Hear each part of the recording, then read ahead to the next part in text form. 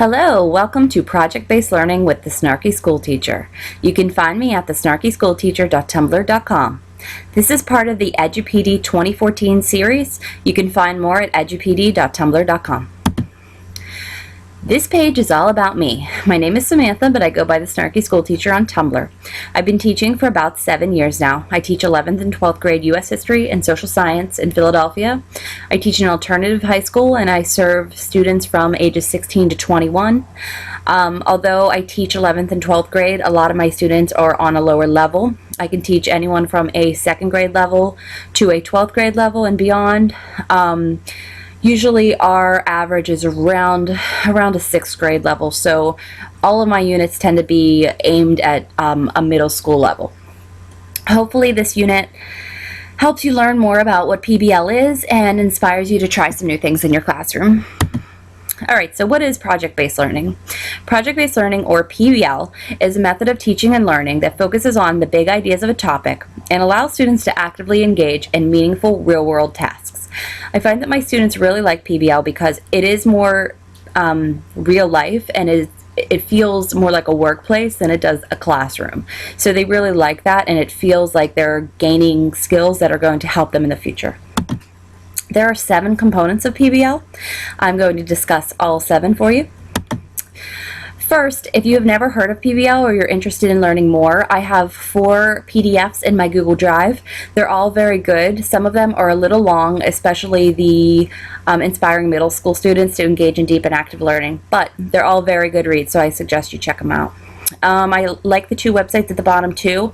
The Buck Institute for Education is great, and the one at the bottom is made by, I think, a teacher or another person, but I really like it, so check it out. Alright, so when doing PBL, everyone says begin with the end in mind. And the reason they say that is because you kind of have to know where your students are going in order to get them there. I use the PA Common Core because I'm from Pennsylvania, so I will be talking about that. However, it looks very much like the regular Common Core, so it shouldn't be much of a difference. In order to start any PBL unit, you have to come up with a driving question. The driving question is really the meat of what you're going to talk about. So it should be good, it should be stimulating, it should be open-ended, it shouldn't just be something they can stick into Google and find an answer to. It should be something that's engaging and interesting. So for my unit that I did in the spring, my driving question was, how can we, as potential contributors to the new American History Museum, create a museum exhibit to honor the heroes of September 11, 2001?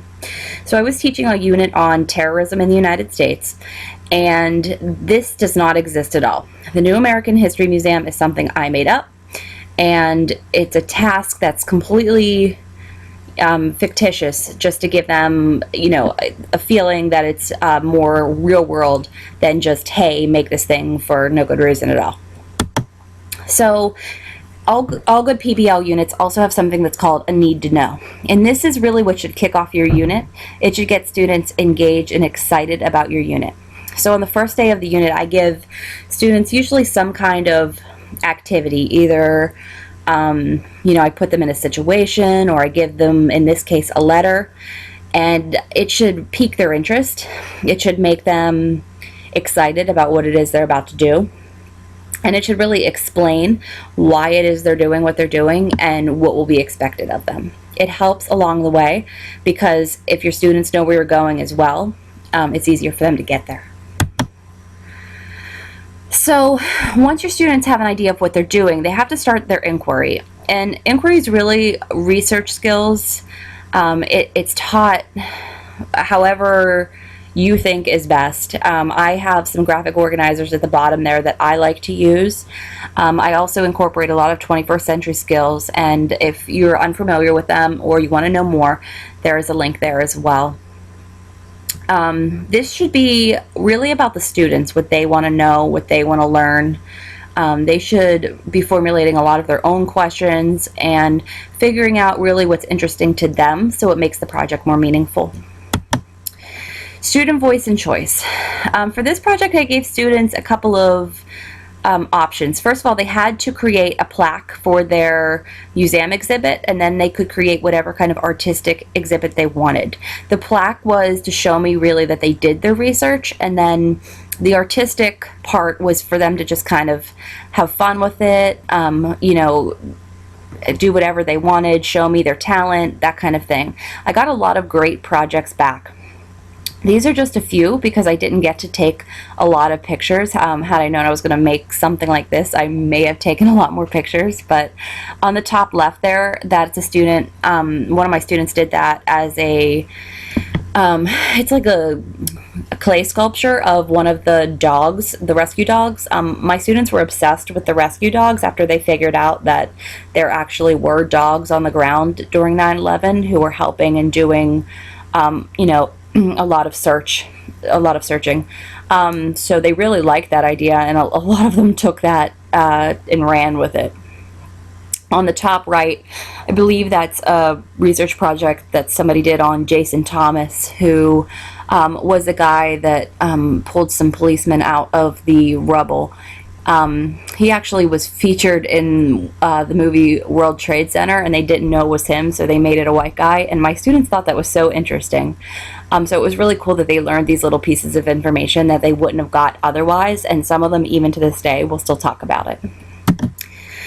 After they're done with their project, they should really do feedback and revision. These are questions I give them, and it should just make them look at their project, have them talk about their project. What did you do good? You know, what could you do better? You know, what would you rate it? Things like that. I also have them evaluate another student's work, so that they can compare and contrast and see what they could have done better. And most of them are pretty honest about it. They'll say, you know, I didn't do so great this time. I'd like to do this, and this better. Or this person did really well. I should have put more effort into it, etc. So for the presentation in PBL, there should usually be some kind of panel. For us, it's really hard for us to get outside people in because we work on such a tight schedule. If you can get people from the industry to come in and look at your project, that would be great. I know one time we did a project where students had to make presentations or suggestions for how to make some of the vacant lots in the city where I live better, and I did get someone from the Department of Public Property to come in and listen to them, and that was pretty cool. So if you can get anything like that, that would be really interesting for them, and they work so much harder. If you can't, and a couple other things are, first of all, technology really helps. If I ask them to videotape anything, they're always a videotape. I'm definitely a 90s girl, aren't I? If I ask them to record anything, they always put so much more effort into it because there's a camera rolling. If you can use anything like Skype, or if you can even have students pair up, any audience really helps them to work harder and make sure that the presentation is ready and looks great. Rubrics are a very detailed process with PBL because they have to be very, very detailed. I can't think of a better word to say it. If you have any questions about rubrics, especially for PBL, there are 3 websites I put there. I do have rubrics that I could show you. I don't have one for this specific project. But it's definitely a detailed process. You want to make sure that you get everything in there so the students know exactly what's expected of them before going in. A couple additional thoughts. I think PBL is really effective. I've used it my entire career, so I don't really know anything else.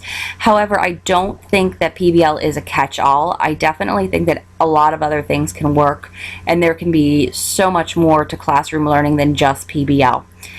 I do think that even if you don't use PBL, there are definitely things that can work. For instance, you should be trying to get your students engaged at the beginning with any kind of unit. So the need to know process is great.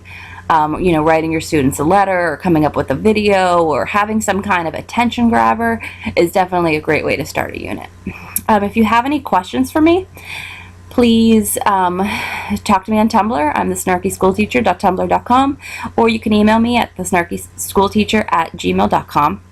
And check out the other EduPD 2014 presentations. They're all looking really great. It's edupd.tumblr.com. Hope you guys learned something great. Thank you so much.